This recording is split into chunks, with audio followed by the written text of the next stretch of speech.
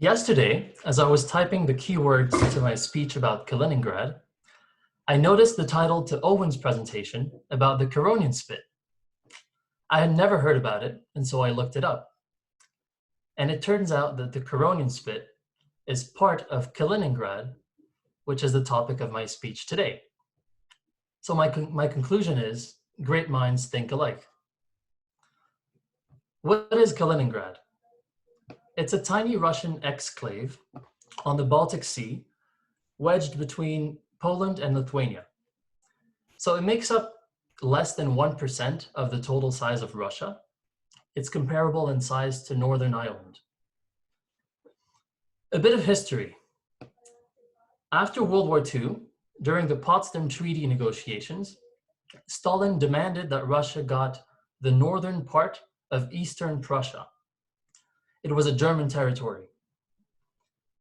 Stalin said that it was fair compensation for the human losses incurred during the war.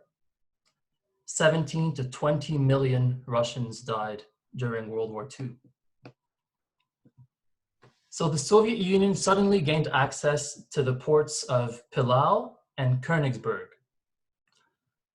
Those two ports are exceptionally convenient because they provide ice-free waters year-round.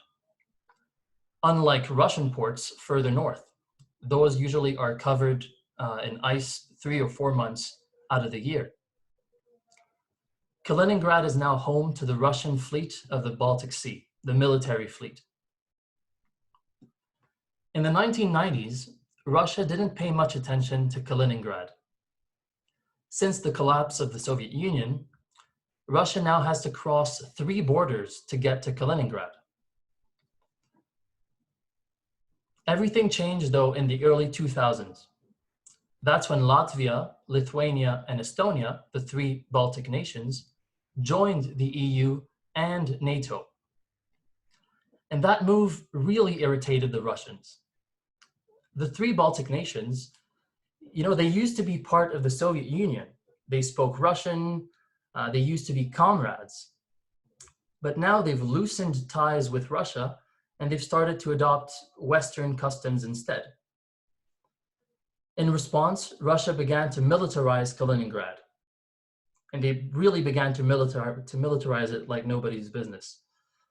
Russia has installed all types of missiles in Kaliningrad, and land, sea, and air forces have also been deployed.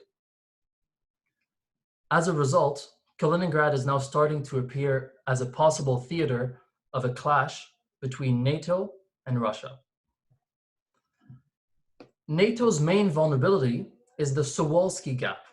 So the Suwalki gap was what you could see on the picture. It is the only land corridor between the Baltic countries, Latvia, Lithuania, and Estonia, and the rest of the NATO countries. It's 66 kilometers long. So if there's a war, NATO will want to protect that passage, and Russia will try to block it off. Russia legally has the right to travel through that gap to access Kaliningrad. And right now, Russia could easily overcome the NATO forces in the gap and isolate the Baltic countries. It could be done very quickly because Russia has freedom of movement and Belarus is a close ally.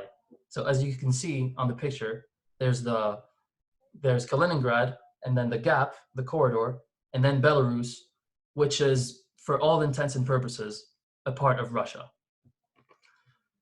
Right now, tensions are running high in the region.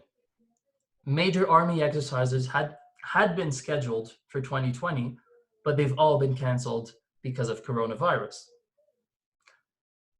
At a time when weapons have never been so powerful, it's a relief to see that some governments still prioritize health over military domination.